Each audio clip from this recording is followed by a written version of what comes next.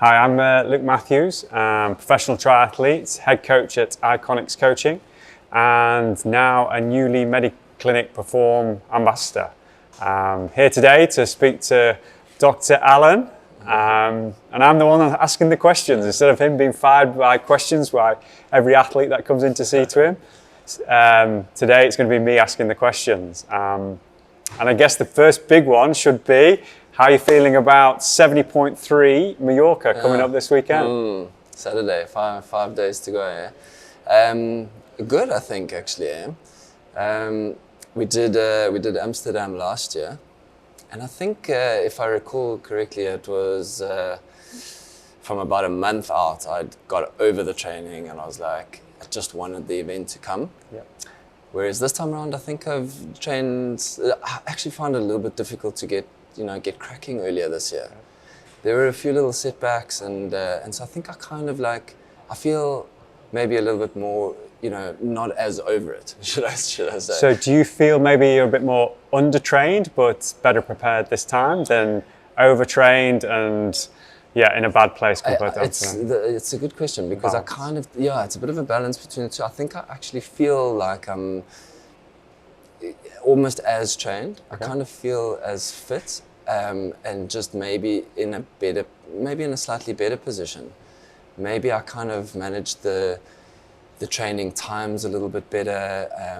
Maybe it was that, with a few of the setbacks, which were just a little bit of an illness that came about for a week or so, which kicked me off course. And then we do the Dubai tennis, the ATP. So that's like 2 weeks of quite long hours, which tended to, and it also was just after I was recovering from illness as well. So I kind of felt like I was starting from scratch again, which was like mid-March, which wasn't ideal, and had a little bit of a shaky episode where I thought, maybe I'll bail, but the peer pressure of going with 11 other mates, so that pulled me through, and I was like, okay, come on, you got to get your stuff together. And so I kind of feel like once I sort of got my head right and was like in it, then I was in it, and then I knew the time was a little bit more limited, so it was kind of a little bit of a better sort of pre-event setup, just with that setup, as opposed to having trained for too long and got to the point where I really need this thing to come now. Yeah.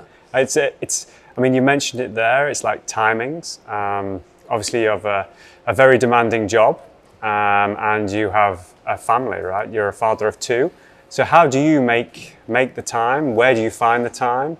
And how do you fit it into your daily life? Yeah, it is a challenge, because I do want to be available, to the family and to the kids. I've got 2 little girls, one's 6 and the other one's nearly 4, and they come into our room in the morning for cuddles, and it's actually the best part of the day, man. The day only gets worse after that. So how do you miss the best part of your day, for training? So that becomes a little bit of a challenge, and there are some of the sacrifices I'll have to do on some of the days.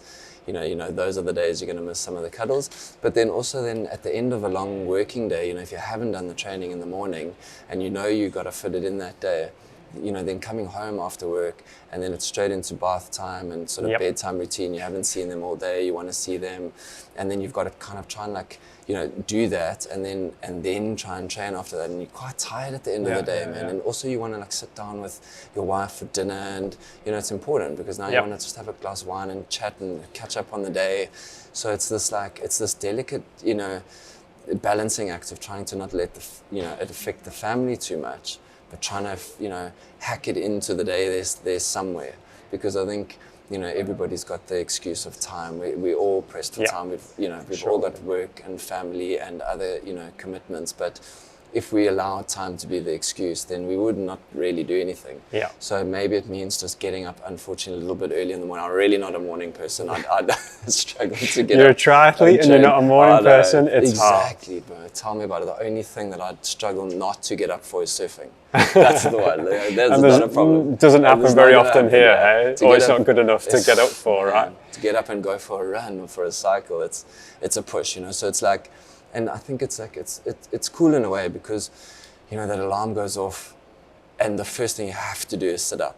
You can't stay lying down. Sit up, and then you get your stuff together, and then you slowly open your eyes on the way to the bathroom, And it comes, Yeah. you know, you get there and you get ready and you've prepared all your stuff the night before, you know, you have to be prepared, you got to know what you're doing the next day, stuff's in the car, bags are packed, get yourself down there, get into the car, go to the thing and, you know. That's exactly what I tell a lot of my athletes is you've got to prepare the night before, ready for the next morning. Otherwise, there's too many excuses. It just doesn't happen. And I think that you said about getting up there, I think that's a great thing. As well, I was always told, as soon as you wake up, if your alarm goes off, if you don't wake up naturally, start counting down from 5, 4, 3, 2, 1, and you've got to be up and out of bed. That's a cool one. Right? So That's literally start the countdown, and it makes you sort of sit up and get going. And then if you've prepared everything else, like your trainers, your bike, or whatever session you're doing, you're less likely to make excuses. And there's not that decision fatigue, you know? There's many people who just wear the same, like Zuckerberg, for example, wear the same coloured shirt every single day because he doesn't even want to think about what he's got to wear that day because it's that energy he doesn't want to waste. It's like for us as triathletes, the little energy we can waste going into training, it means that energy can be used on training, right? So I think those little key decisions you make the day before affects that morning off. And are you a man of coffee? Do you like your coffee in the morning to get cracking? Listen, that's basically what you got to do. Get yourself to the coffee machine, get the coffee on. And also the thing is I have to make sure I've ground the beans the night before because I don't have the filter. I like the ground beans. But you put that grounder on when the kids are still sleeping upstairs. That's not a good idea. The wife will be down there. Yeah. What do you do? Like how do you sort of like get around? Like with some of your athletes, you know, they'll also have the same kind of problems with jobs. And how do you? 100%. What are the experiences? And I think it's that the nighttime trainers never perform as well as the morning trainers. And it's that excuses that happen throughout the day. Not excuses, just work. You know, if work drags on, you're less likely to go to your class or your session or your strength session or whatever it may be because you've got all these excuses in front of it. You get up in the morning, get it done, and then if there's an extra session you need to do later in the day, then that's an added bonus, right? And I think the big word that's always thrown about is that consistency. And even if it's you've got an hour run to do in the morning, and because of everything that happened and you went to bed late last night, but you still only get up and do 30 minutes, well, 30 minutes is better than no minutes.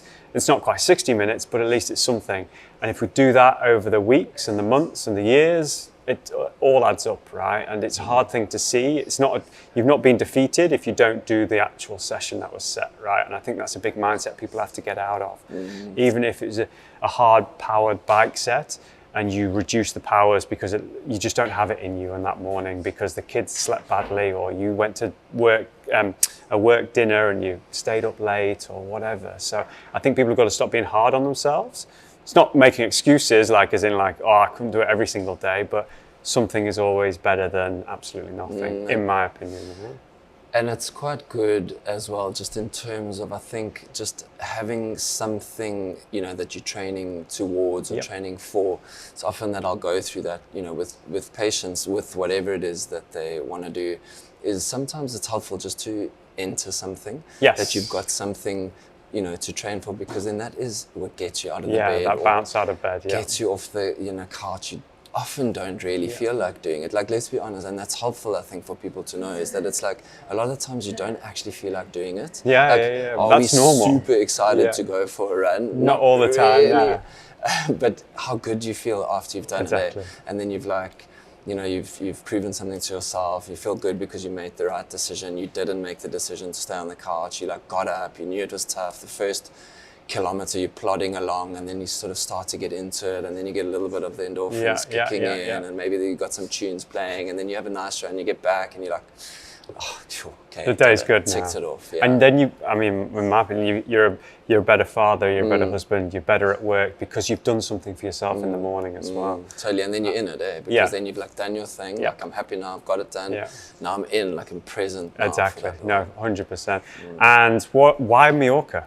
How did Mallorca come about? 100% peer pressure. To totally be honest.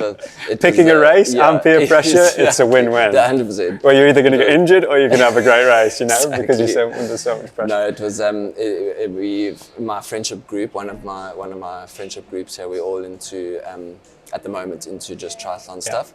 And like I said, we had done Amsterdam last year. And so it's a bit of a trip away. There's 9 of us guys, 2 of the guys' wives, a couple of the other wives coming along as supporters, and I think it was just that fact that it's just like it's a healthy like trip away with a bunch of friends, which is super cool. Go and see a new place, never been to Spain before, never been to Mallorca. Obviously always heard awesome things, great for cycling, great for outside activities, beautiful. So I think the place definitely helped. I mean, I think that was definitely part of it, was like somewhere I hadn't been before. If I was going to maybe go to the same place, be like, I've done that one, something new and different with a bunch of mates.